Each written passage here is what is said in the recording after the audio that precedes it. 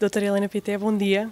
Acabámos de assistir aqui ao quiz Teste os seus conhecimentos sobre doenças alérgicas, em que os concursistas foram convidados a selecionar através do televoto a afirmação falsa sobre um conjunto de temas diversos da alergologia. De forma geral, os concursistas estão bem formados e atualizados sobre doenças alérgicas? Olá, bom dia. Sem sombra de dúvida que este quiz foi assim uma espécie de rampa de lançamento para criar mais questões. Ou seja, tentámos abranger vários conceitos, desde a parte inicial de definições até às próprias várias patologias imunoalérgicas e com isso suscitar discussão. Acima de tudo o que queríamos era mesmo suscitar discussão. E isso foi conseguido, a par e passo, foram participando cada vez mais sobre cada um dos temas. É com este tipo de formação que tentamos integrar-nos todos como colegas médicos que somos no tratamento o melhor possível para os nossos doentes que todos partilhamos. Mais de metade dos presentes na sala não detectaram como falsa a afirmação a intolerância à lactose é uma alergia alimentar. É comum esta confusão entre alergia e intolerância e o que é que as distingue? É sem sombra de dúvida algo que pode criar alguma confusão e daí eu ter colocado essa questão para podermos discutir. O que distingue essencialmente do ponto de vista clínico é um pouco a gravidade da situação. Num caso de alergia, de facto, podemos ter uma reação muito grave que pode ser fatal. Do outro lado, as intolerâncias alimentares que dependem mais da quantidade do alimento que é ingerido e não tanto propriamente de poder ou não poder comer de todo aquele alimento ou contactar com aquele alimento. São duas situações que têm um diagnóstico diferente e um significado diferente para o doente e para o próprio médico na gestão do que deve fazer a estas pessoas. Daí a importância de todos nós estarmos a falar a mesma linguagem e perceber a diferença entre alergia e intolerância, que ainda é muito complicado por vezes de sabermos essa distinção, mas que tem um significado muito importante na transmissão depois também do que é dito ao doente, não é? Portanto, exatamente quais são os cuidados a ter e quais são as investigações diagnósticas a fazer. Acima de tudo aqui, temos que ter a noção que os médicos de medicina geral e familiar são quem vê a grande maioria destes doentes, quer os alérgicos, quer os intolerantes. E, portanto, sem sombra de dúvida que precisamos de trabalhar em equipa. E foi isso que tentámos aqui fazer. Não tanto um modelo dispositivo só, mas sim um modelo interativo que caracteriza aqui as nossas jornadas. Por outro lado, quase a totalidade da sala indicou como falsa a afirmação a rinite alérgica é sempre uma doença sazonal. Esta foi, aliás, a resposta mais consensual. Quais são então os quadros clínicos que esta doença pode apresentar?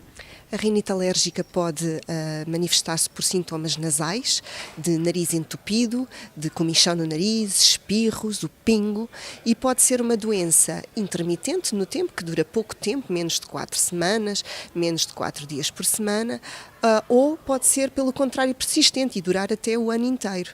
É preciso distinguir que não é uma doença sazonal, ou só da primavera, ou só do outono. Há muitos quadros de rinite que são rinites crónicas, no sentido de muito, muito persistentes no tempo.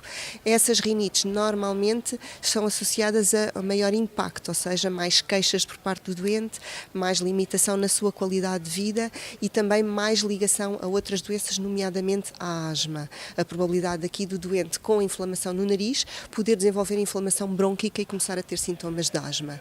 Fiquei muito contente de perceber que, de facto, já há a noção de que as queixas podem ser persistentes no tempo. E isso é importante, porque aquele doente que tem queixas persistentes pode até não as valorizar, porque está habituado a viver assim e tem baixas expectativas da sua doença. Daí a importância, de facto, de o clínico, do médico de primeira linha, que é o médico de medicina geral e familiar, poder estar atento e poder ajudar, de facto, aquela pessoa a ter uma melhor qualidade de vida e a não desenvolver outras complicações da rinite. Precisamente relativamente à asma, tivemos também aqui a questão da percepção dos próprios doentes sobre o controlo da sua doença. Porquê é que isto acontece, esta quantidade de indivíduos que têm esta autoavaliação errada do controlo da sua asma e como é que é possível atingir um maior rigor nesta percepção? Mais uma vez, penso que terá em conta a baixa expectativa dos doentes, ou seja, são pessoas que estão habituadas a viver assim e que acham que não têm outra solução e que têm mesmo que viver assim. Portanto, para eles é como se normal ter o nariz entupido ou, no caso da asma, rir. Só ficar a rir, ficar logo com tosse, é algo que é considerado normal e não deve ser assim. é possível rir sem tossir. Para nós que não temos a doença ou que temos a doença controlada, isto é muito fácil de entender, que é suposto rir e não ficar a tossir. Para um doente com asma que sempre que riu, há 40 anos ou mais, sempre teve tosse, de facto, considera que de facto isto é o normal. Não deve ser assim. Portanto, aqui o médico tem que ser, de facto, tem que inquirir, não pode perguntar só está tudo bem, não, tem que perguntar caso a caso, o senhor quando ri fica com tosse, e aí as pessoas vão dizer, isso sim. E isso é muito importante, de facto, para avaliarmos corretamente o controle. E depois precisamos de medidas objetivas, precisamos da função respiratória, dos parâmetros funcionais respiratórios, que nos ajudam muito, e também os marcadores de inflamação, a objetivar um bocadinho o controlo. Porque, de facto, se fizermos uma pergunta muito lata, a pessoa vai responder sempre que está tudo bem. E nem sempre está tudo bem. Depois de tratados e controlados, de repente percebem a diferença e há pessoas a dizer, de facto, eu agora consigo respirar corretamente, coisa que antigamente nem sequer me apercebia que não estava a fazer. Relativamente à alergia alimentar, foi ainda perguntado aos especialistas qual era a opção que dispensariam num diagnóstico de alergia alimentar. E esta questão gerou algumas dúvidas e dividiu a assistência. Neste caso, a ferramenta dispensada é precisamente os testes de intolerância. Podia explicar ao público o porquê? Os testes de intolerância alimentar não têm qualquer validade científica. Estão no mercado português, infelizmente, também cá chegaram, mas não devem ser recomendados, nem são, por isso, obviamente, sem validade científica, não são comparticipados. São testes que avaliam a nossa exposição aos alimentos, ou seja, eles medem os nossos anticorpos contra os alimentos, que naturalmente todos produzirmos. Se ingerirmos determinado alimento, é normal produzir algum anticorpo, mas são anticorpos que demonstram tolerância ao alimento e não intolerância e, portanto, daí a não validade científica destes testes que não são de todo recomendados. E é muito importante que todos nós saibamos isto, médicos e público em geral, que de facto não são testes que nos vão dar uma indicação. Inclusive, foram feitas algumas avaliações sobre se depois retirando os alimentos cujos testes de intolerância alimentar deram como positivos, se retirando da dieta as pessoas melhoraram, só mesmo para demonstrar que claramente não melhoram nada. Portanto, é muito importante isto porque, repare, se dá positivo para os alimentos que eu mais ingiro, se eu deixo de os comer, começo a ter um déficit na minha dieta, a nível nutricional, e isso pode ter consequências negativas. Portanto, não só não nos ajudam nada, como podem mesmo ser prejudiciais. Daí o enfoque tão importante, e vamos ter uma sessão aqui nas nossas jornadas também sobre os testes de intolerância alimentar, precisamente para explicar o que é que se está aqui a medir e qual é a utilidade prática destes instrumentos. Por último, com base nas aprendizagens aqui veiculadas e adquiridas, quer deixar uma mensagem, um alerta, um conselho ou um esclarecimento final dirigido aos doentes alérgicos? Acima de tudo, que controlem a sua doença, que procurem ajuda, que não se limitem a viver assim, que percebam que se tem alguma limitação na sua vida, de um ponto de vista respiratório, quer mesmo de dieta, não poder comer determinada coisa, ter medo, será que sou alérgica a determinado medicamento, não sei agora o que é que posso tomar. Tudo isto pode ser estudado de uma forma simples e que permite depois ter certezas do que fazer. Portanto, procurem ajuda, não fiquem a viver na sua dúvida ou na incapacidade de fazer determinado procedimento, ou de brincar, no caso das crianças, ou de fazer exercício físico, ou mesmo a questão laboral. Há muita gente a dormir mal por causa das doenças alérgicas, porque têm o nariz entupido, porque têm pieira durante a noite, crianças que não deixam os pais dormir, adultos, idosos. Lembrar que a doença alérgica pode ocorrer em qualquer idade, não existe só nas crianças, pode ocorrer pela primeira vez numa idade adulta, digamos, avançada da vida, e não é por ser idoso também que a pessoa se deve habituar e dizer isto é da idade.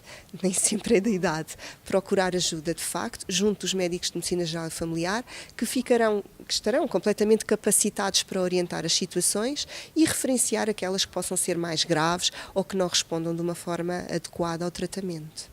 Doutora, queria lhe perguntar o que é que achou desta sessão, deste quiz, um formato inovador, se estes formatos são úteis na aprendizagem, e depois o que é que aprendeu de novo e quais foram as principais questões que levantaram dúvidas? Olha, acho que estas formações, no geral, são importantes. Ajudam-nos a fazer uma revisão dos assuntos, a reaprender algumas coisas novas, a ouvir coisas diferentes e sairmos um bocadinho do que é a rotina que pensamos que é, porque nem sempre tudo é igual, não é? E estes quizzes também, dentro deste contexto, ajudam a pensar e a reviver alguns conhecimentos. A discussão também daquilo que nós temos algumas dúvidas e que se calhar eventualmente podíamos pensar que não tínhamos dúvidas, durante a discussão é uma oportunidade para ficarmos esclarecidos melhor. Sim, muito obrigada, são muito úteis porque são questões que nós encontramos de dia a dia, ultimamente porque temos muitas crianças com alergias e com problemas respiratórios crônicas já e também estamos na altura que temos muitas doenças, muitas alergias mais agudas, mais sazonais. É sempre bom fazer estas sessões para saber as notícias, para nos lembrar melhor desta área alergológica. É sempre bem ouvir um especialista, sem dúvida. Alguma questão que lhe tenha levantado mais dúvida? Pronto, em relação pensar mais em relação aos exames que pedimos, tiramos muitas dúvidas em relação aos exames que é necessário pedir e não, porque é claro que os pais, principalmente das crianças, estou a falar mais de crianças, porque os pais sempre pedem exames, alergias, como se fala numa alergia ou numa dermatite ou alergia mesmo, os pais sempre querem já saber qual é o tipo de alergia, qual é o produto e pedem tudo e mais. E nós temos que ponderar se é necessário fazer essas análises, os exames. E depois, realmente, para diagnóstico já de doenças mais graves, saber quais são os métodos mais contemporâneos que temos hoje em dia. Pronto, é muito importante porque reflete muito daquilo que nós vemos na nossa prática diária. E depois também eu achei muito interessante o facto de se fazer uma abordagem crítica, digamos assim, às questões mais votadas e não se ficar só por aí, esmiuçar-se todas as outras e dizer o porquê, porque às vezes não há uma que esteja incorreta, há umas mais corretas, outras menos corretas, não é? O verdadeiro e o falso não é assim muito, nem sempre é muito fácil. E depois achei muito giro, depois também as pessoas estavam ao princípio assim um bocadinho renitentes em participar, mas depois achei de facto muito bom. Eu acho que tem muito interesse, porque nos permite, por um lado, aprender, não é? E por outro lado também confrontar-nos com as nossas próprias dúvidas. E portanto, se calhar é uma forma mais interessante de aprendermos do que apenas estarmos a ouvir, não é? Temos de estar a pensar ao mesmo tempo, eu acho que é interessante. Posso lhe perguntar se houve alguma questão que lhe tivesse suscitado mais dúvidas em particular? Sim, houve uma ou outra relacionadas com alergias alimentares que me deu para, se calhar, reformular algumas ideias que eu tinha previamente e que não seriam tão corretas. Eu acho que foi muito importante, acho que os congressos deviam ter esse tipo de quiz. É importante porque a gente tem dúvidas do dia a dia e a gente consegue esclarecer para passar para os nossos pacientes.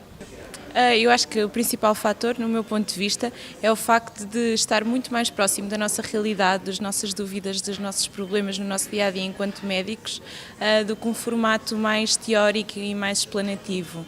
O facto de ter questões, casos clínicos, dúvidas que nós temos na nossa prática do dia-a-dia faz toda a diferença, permite-nos ter uma relação muito mais interativa com o apresentador e é um formato mais dinâmico que prende o espectador e a pessoa que está presente de uma forma completamente diferente, eu acho.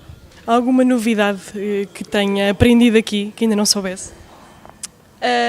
Se calhar foi um pouco recordar conceitos e coisas que nós, pelo menos na medicina geral e familiar, como é uma especialidade tão abrangente e temos que estar sempre atualizados em áreas tão diferentes, acho que foi um refrescar muito importante. Está a ser, aliás, um refrescar importante.